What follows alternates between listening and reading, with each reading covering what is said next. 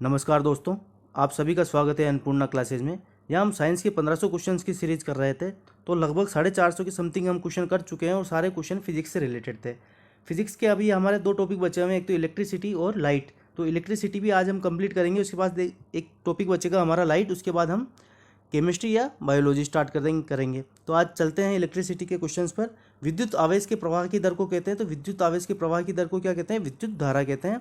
सीधी सी definition exam में पूछ ली जाती है।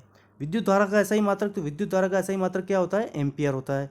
विद्युत धारा की दिशा सदैव, तो देखो विद्युत धारा की दिशा, इलेक्ट्रिक करंट की डायरेक्शन जो होती है वो हमेशा क्या होती है? इलेक्ट्रॉन के फ्लो के अपोजिट डायरेक्शन में होती है। मतलब विद्युत धारा की दिशा सदैव इलेक्ट्रॉन के प्रवाह के विपरीत दिशा में होती है। ठीक है। स्थिर ताप पर किसी चालक में प्रवाहित होने वाली विद्युत धारा, जिसको हम आई से डिनोट करते हैं, चालक के सिरों के बीच विभवांतर के समानुपाती होती है। इसे कहते हैं, इसे ओम का नियम कहते हैं। मतलब क्या होता है? आपके जो आई होता है वो डायरेक्टली प्रोपोर्शनल किसके होता है? समानुपाती किसके होता है? वी के। और इसी से हमारा ओम के नियम से एक फॉर्मूला बनता है, V equal to I R. ठीक है। तो अब आगे देखिएगा, ओम के नियम के अनुसार वी बाई आई एक नियतांक होता है, जिसे कहते हैं, तो उसे चालक का विद्युत प्रतिरोध कहते हैं, और जिसे हम आर से डिनोट करते हैं। तो आर क्या होता है आपके पास? वी बाई आई होता है। ठीक है। किसी पदार्थ का वह गुण जिसके कारण वह धारा के प्रवाह में अवरोध उत्पन्न करता है, उसे कहते हैं, तो उसे प्रतिरोध कहा जाता है। प्रतिरोध को हम आर से डिनोट करते हैं, और इंग्लिश में इसे क्या कहा जाता है? रेजिस्टेंस। प्रतिरोध का असही मात्रक, तो प्रतिरोध का असही मात्रक होता है आपके पास ओम। किसी चालक में विद्युत के प्रवाह को कहते हैं, तो देखो किसी चालक में विद्युत के प्रवाह को हम क्या कहते हैं? उसकी चालकता कहते हैं। उसको कैपिटल जी से डिनोट करते हैं, और ये क्या होता है? 1/r होता है। ठीक है। चालकता का मात्रक, तो चालकता का मात्रक होता है आपके पास सीमेन, जैसे हम मोह भी कह सकते हैं। जो प्रतिरोध का होता है उसका उल्टा मोह। ठीक है। तो ये भी एग्जाम में बहुत बार पूछा गया है, तो ध्यान रखना।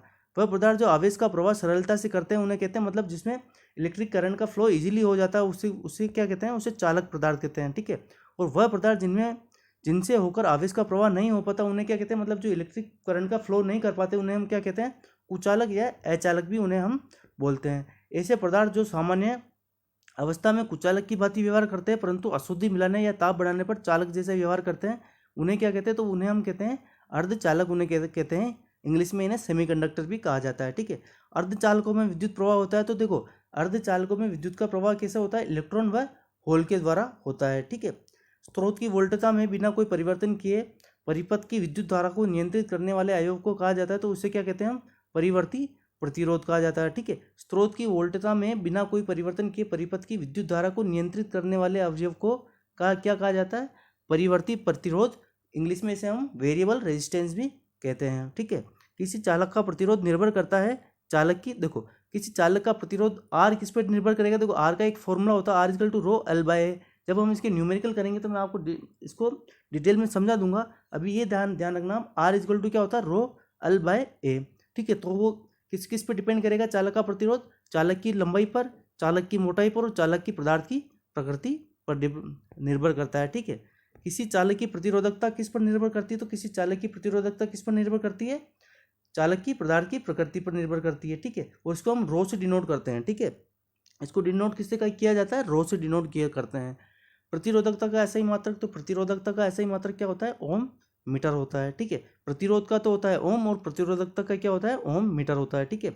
चालक का तापमान बढ़ाने पर प्रतिरोधकता बढ़ जाती है। तो देखो जो चालक होते हैं ना, जो चालक पदार्थ होते हैं, उनमें क्या होगा? जैसे जैसे आप टेम्परेचर बढ़ाओगे तो क्या होगा? प्रतिरोधकता भी बढ़ती जाती है। मतलब उसमें क्या होता है?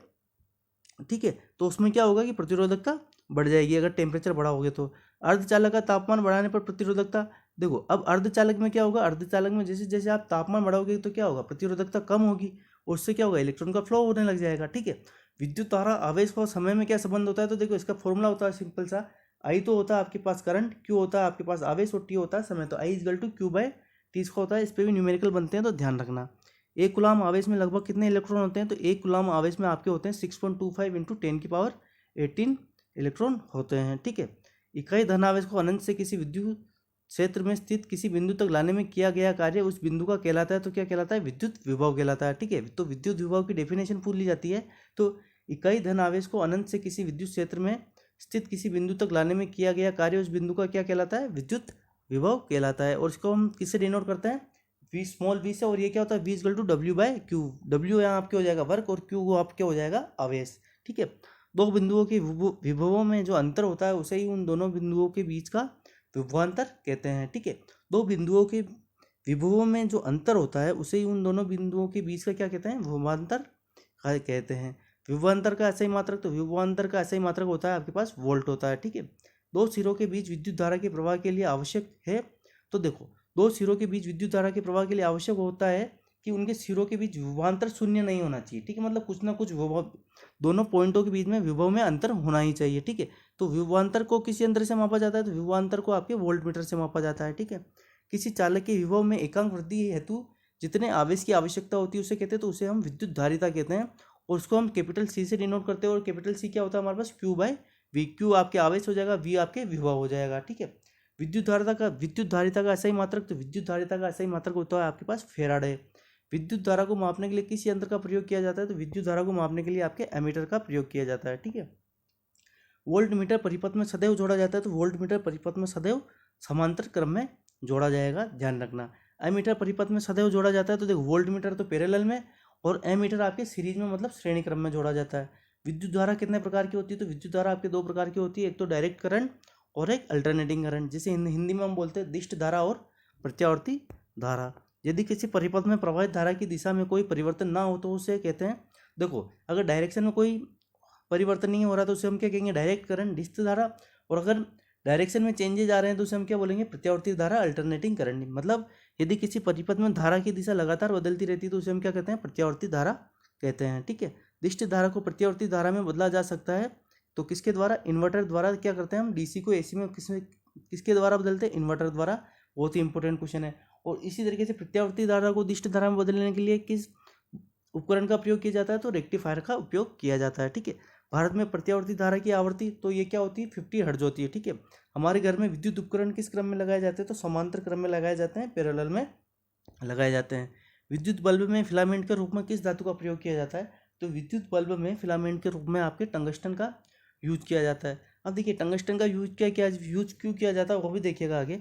विद्युत बल्ब में फिलामेंट के रूप में टंगस्टन धातु का ही प्रयोग करते हैं, क्यों, क्योंकि इसका उच्च गलनांक होने के कारण उच्च ताप पर भी यह नहीं पिघलता, वो उच्च प्रतिरोध का होने के कारण अति तप्त होकर अधिक प्रकाश देता है, ठीक है। तो आपको समझ में आया होगा कि टंगस्टन के फिलामेंट का यूज हम क्यों करते हैं। टंगस्टन धातु का गलनांक व क्वथनांक होता है, तो देखो गलनांक तो होता है इसका 3422 डिग्री सेल्सियस, और क्वथनांक कितना होगा इसका 5555 डिग्री सेल्सियस, ठीक है। अब देखिएगा आगे, ट्यूबलाइट में कौन सी गैस भरी होती है, तो ट्यूबलाइट में कौन सी गैस भरी होती है आपके, ट्यूबलाइट में आपके ऑर्गन गैस के साथ पारावाष्प भरा होता है, ठीक है। ट्यूबलाइट में कौन सी गैस भरी होती है, ऑर्गन के साथ पारावाष्प, ठीक है। विद्युत बल्ब में कौन सी गैस भरी होती है, तो विद्युत बल्ब में आपके नाइट्रोजन या फिर ऑर्गन गैस भरी होती है।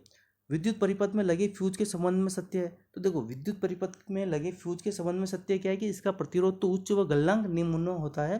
कंफ्यूज मत करना, प्रतिरोध तो उच्च और गलनांक निम्न होगा, ठीक है। और आपका फ्यूज का सिद्धांत है, तो फ्यूज के सिद्धांत पर क्या काम करता है, तो विद्युत का ऊष्मीय प्रभाव सिद्धांत पर काम करता है, ठीक है। ऊर्जा के उपयोग होने की दर को कहा जाता है, तो ऊर्जा के उपयोग होने की दर को हम क्या कहते हैं, शक्ति, ठीक है। ऊर्जा के उपयोग होने की दर क्या होती है, आपके शक्ति होती है। 1 किलोवाट घंटा कितने यूनिट के बराबर होता है, तो देखो 1 किलोवाट आवर जो होता है ना आपके, वो किसके बराबर होता है, 1 यूनिट के बराबर होता है, ठीक है। अपने घर पे जो यूनिट आती है ना, वही वो वाली यूनिट है, तो 1 यूनिट का मतलब क्या होगा, 1 किलोवाट घंटा।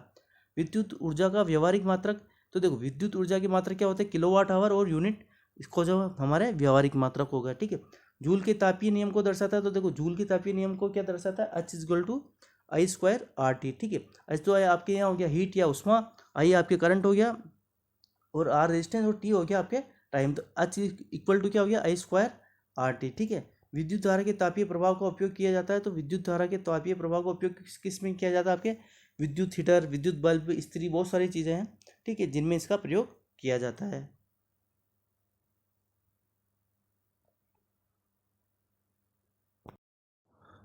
जिस ताप पर एक चालक अतिचालक में बदल जाता है उसे कहते हैं, तो जिस ताप पर एक चालक अतिचालक में बदल जाता है उसे क्या कहते हैं, क्रांतिक ताप कहते हैं, ठीक है।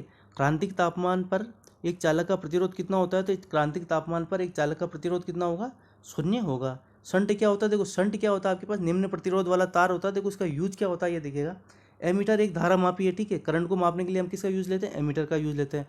और जिसमें शंट लगा होता है, तो एमीटर क्या होता है कि उसके पैरेलल में एमीटर एक धारा मापी है जिसमें शंट लगा होता है, किसमें, समांतर क्रम में लगा होता है, ठीक है।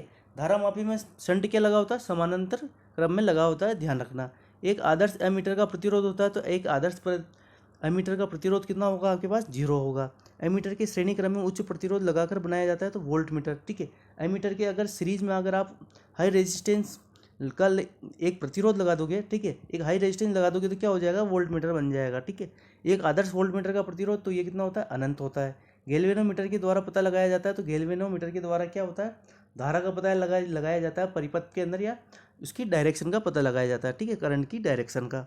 विद्युत उपकरण में अर्थ का प्रयोग किया जाता है तो देखो अर्थिंग करते हैं ना हम, क्यों करते हैं, वो प्रोटेक्शन के लिए, सुरक्षा के लिए किया जाता है। जीवित और उदासीन तार और भू तार का रंग सामान्यतः होता है तो देखो जीवित तार तो क्या होता है, जो हमारा फेस होता है, फेस को हम फेस कौन से वायर किससे डिनोट करते हैं हम, जो लाल वायर होता है ना उसको फेस में यूज करते हैं। न्यूट्रल हम मतलब उदासीन मतलब न्यूट्रल की जगह क्या यूज करते हैं, ब्लैक वायर। और जो आपके अर्थिंग वाला वायर होता है ना वो हमेशा ग्रीन यूज किया जाता है, ठीक है।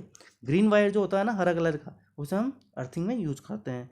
विद्युत आवेश को भंडारित करने के लिए प्रयुक्त उपकरण को कहा जाता है तो देखो विद्युत आवेश को भंडारित करने के लिए प्रयुक्त उपकरण क्या, आप जिसे कैपेसिटर बोलते हो इंग्लिश में, और हिंदी में उसे संधारित्र कहा जाता है, ठीक है। लेंज का नियम किसके संरक्षण के नियम का नतीजा है, तो लेंज का नियम आपके ऊर्जा के संरक्षण के नियम का नतीजा है, ठीक है। घरों में लगे बिजली के मीटर विद्युत के व्यय को रिकॉर्ड करते हैं तो देखो किलोवाट आवर या यूनिट में। अभी मैंने बताया था कि व्यवहारिक यूनिट मतलब घरों में हमारे क्या हम यूनिट बोलते हैं ना, वो यूनिट का मतलब ही होता है किलोवाट आवर है, ठीक है। मेगर के द्वारा क्या मापा जाता है, तो देखो मेगर के द्वारा इंसुलेशन का प्रतिरोध मापा जाता है। जो आपकी केबल आती है ना, उसके जो केबल के ऊपर जो इंसुलेशन लगा आता है उसके जो रेजिस्टेंस नापते हैं वो मेगर द्वारा नापा जाता है, ठीक है।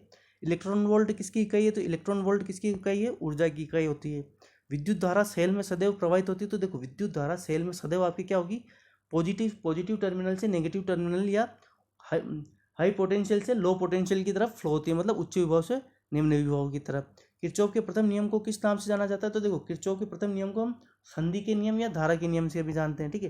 किरचॉफ का संधि नियम किस पे आधारित है, तो आवेश संरक्षण के नियम पर आधारित है, ठीक है। ये 11th-12th की चीज़ें हैं, फिर भी कभी कभी आ जाती है आपके। किरचॉफ के द्वितीय नियम को किस नाम से जाना जाता है, तो देखो वोल्टेज लो।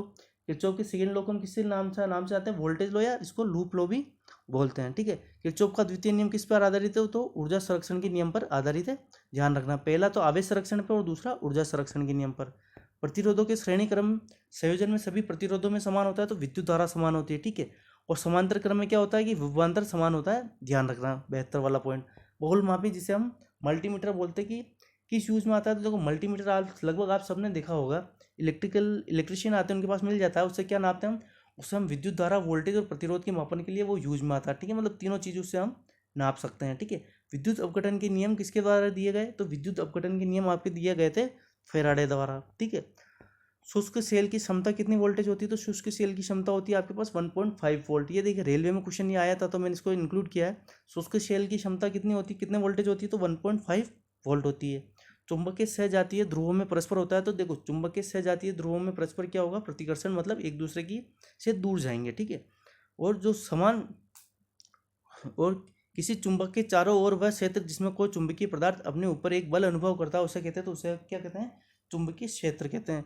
और वेरी वेरी इंपॉर्टेंट, चुंबकीय क्षेत्र की तीव्रता का मात्रक, तो देखो चुंबकीय क्षेत्र की तीव्रता का मात्रक क्या होता है, एम्पियर पर मीटर, गॉस और टेस्ला, ठीक है। ये इसका मात्रक होते हैं चुंबकीय क्षेत्र की तीव्रता के, एम्पियर पर मीटर, गॉस और टेस्ला। किसी एग्जाम में अधिकतर आपको टेस्ला ही मिलेगा, तो ये ध्यान रखना। किसी चुंबक का अधिकतम चुंबकत्व कहाँ होता है, तो उसके ध्रुवों पर होता है, ठीक है। विद्युत चुंबक प्राय किस धातु की बनाई जाती है, तो नरम लोहा होता है ना आपका, उसकी विद्युत चुम्बकीय बनाई जाती है, ठीक है। मुक्त रूप से निलंबित चुंबकीय सुई किस दिशा में रुकती है, तो उत्तर दक्षिण दिशा में रुकती है, आप सबको पता ही होगा। मानव शरीर के दो मुख्य भाग जिसमें चुंबकीय क्षेत्र का उत्पन्न होना आवश्यक है, तो वो कौन सा, एक तो हृदय हो गया और एक कौन सा हो गया, मस्तिष्क हो गया आपका। हमारे देश में विद्युत तार और उदासीन तार के बीच का अंतर होता है, तो देखो पोटेंशियल डिफरेंस कितना होता है हमारे पास, ठीक है। तो ये कितना होता है हमारे पास, 220 वोल्ट होता है, ठीक है।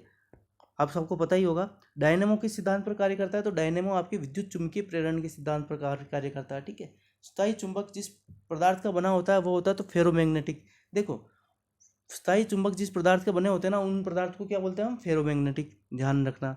विद्युत धारा के चुंबकीय प्रभाव को सबसे पहले किसने अवलोकन किया, तो सब विद्युत धारा के चुंबकीय प्रभाव को सबसे पहले अवलोकन किया था ओरेस्टेड ने, ठीक है।